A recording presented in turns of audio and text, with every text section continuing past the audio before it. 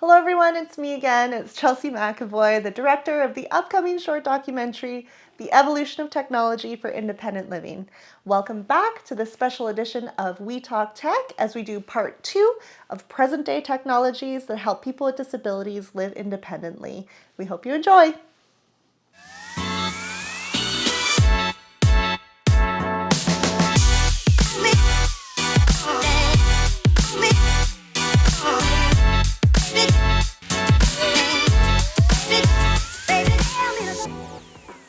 Technology has come really far. It's amazing what is available out there, and it's amazing. I mean, even what you can do with your cell phone now, with being able to have automatic things like an automatic door to be able to get in and out of your house. I had a service dog for 8 years, and then she retired, and I had to wait months to get another service dog. Well, I found I couldn't get in and out of my house because I was always waiting for the dog to open the door for me.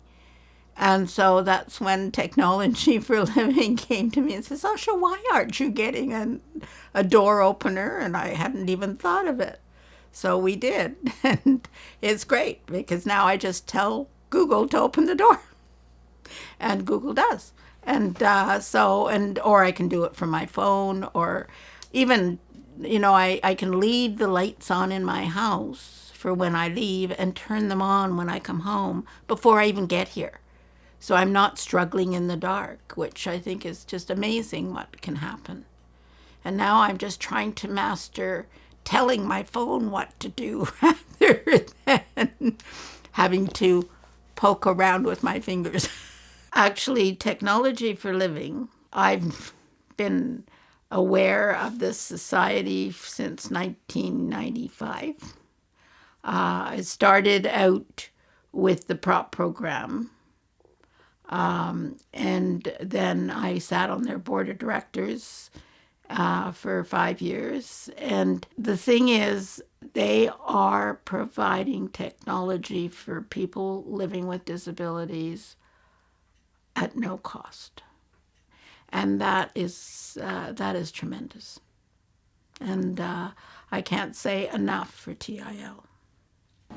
Yeah, I've used technology for independent living in its various incarnations all of my life, from, well, all of my quadriplegic life, from turning on the typewriter, as I said, and to the point now where Simon, his last project, was working on adapting my elevator, because unfortunately I could not use the elevator. I'd have to wait for another tenant or another neighbor to come to drive it. So he was able to adapt the elevator for my use, just using sip and puff. Well, independent living to me means being able to work on my computer, go outside, go up to the roof garden. We have a beautiful roof garden on top of the building. Yeah, just get out on my own and do what I want. The technology I use the most these days is the chair. It will recline completely. It will rise up 8 to 10 inches, I believe. Oh, it's got everything, Yeah, that and the voice control now, we're at the gold standard now. That was our dream back then, to have voice control. Now I use Dragon Dictate. I actually have gone to Apple Dictation, which is, I'd say, behind Dragon Dictate. As far as technology has come in 45 years, we're not at the level of yourself or other able-bodied people. And I'm not sure we're ever going to get to that point, but it'll be it'll be better. Has there been any technologies help me be more independent? Yeah, I mean, I rely on technology a lot. So now I have an iPhone, and it's pretty well my life, I think. So between the apps and smart, applications and stuff. So now I can open my door, I can turn on my lights, I can turn on my computer, I can use my computer, I can turn on my television, I can use my, I've got Siri, I've got Alexa, I've got Google, all this AI controls my life now. And then the blinds are behind you, which also are controlled by voice, and that one, I run it through Google. Closed curtain left. Okay, closing the curtain left. Right. It's the simple things that people need to concentrate on. Like I said, it was huge for me to be able to open my door. It seems like such a small thing, but it's a really big thing. It's those everyday, simple little things like opening doors, going to the bathroom. It's again, it's not the sexy stuff. A lot of times things get invented for one purpose, but they're used for another. Closed captioning is, you can go to a bank now and look at the monitor and you'll see text. Well, that was created for one purpose, but now it's been used for something else, right? This whole turning the lights off and on with voice and all that sort of thing, I've been dabbling around that stuff for 30 years, but now that the mainstream sees a use for it, there's a lot more companies, a lot of people a lot smarter than me that are thinking about this stuff and working on it. So I really don't have I haven't seen anything that's really jumped out at me, but I'm excited because I think more people are thinking about it now, and something's going to pop. I just don't know what it's going to be. Like the iBot, the wheelchair. I mean, you've seen the Segway, okay? The Segway came from the iBot, which was supposed to be this innovative wheelchair that lets you go up and down steps. And I, dealt with the company when they first came up with the idea. But there wasn't going to be anything that was going to accommodate my weight and height. So I kind of got unexcited in that one. I did some volunteer work a few years ago around autonomous vehicles. Now that might be something.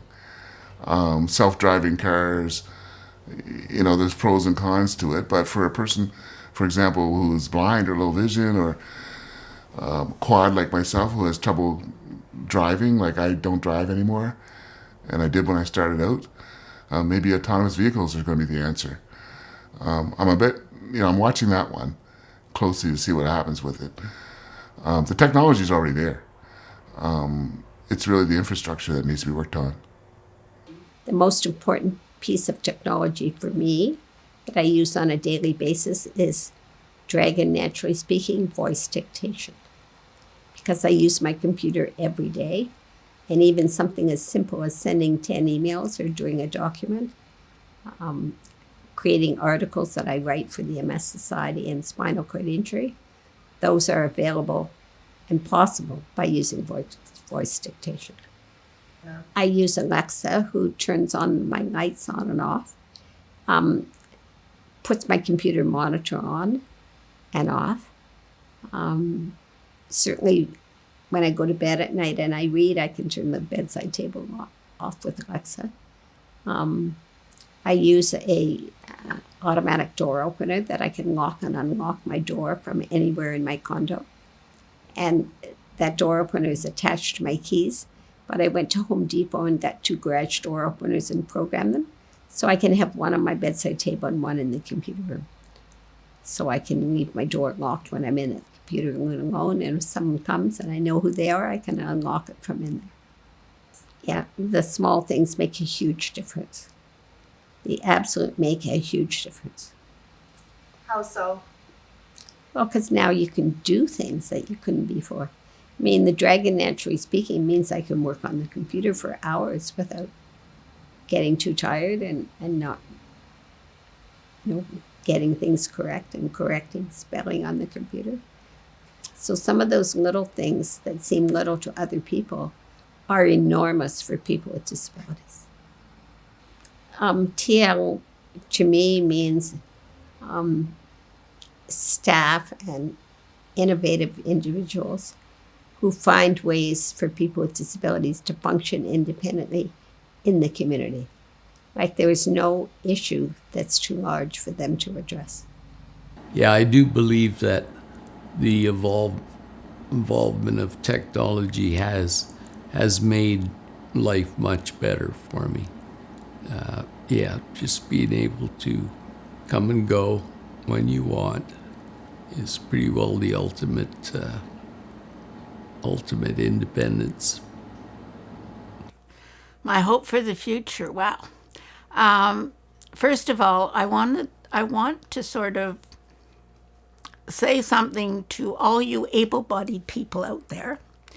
Is when you look at your telephone, for example, and you've got voice commands to do this, and you can do that, and you can do something else with your phone. The reason you have that is because it was needed for somebody who, let's say, was blind and could not see their phone, so they needed to have voice activated. So that was developed for blind people, and yet you now use it every day. So to me, you got to give credit where credit is due. So we all have a role in this world. And so that I just wanted to sort of say that here's something that people living with disabilities have done for you, able-bodied people, to help your life. If you could invent one piece of technology, no matter how far-fetched it is, A hover chair would be fantastic, but I hate to think what it would cost. so there you have it. Thank you so much for watching. Don't forget to like and subscribe and stay tuned for our upcoming film being screened all across BC and coming out to the public on YouTube March 31st. We'll see you later. Bye.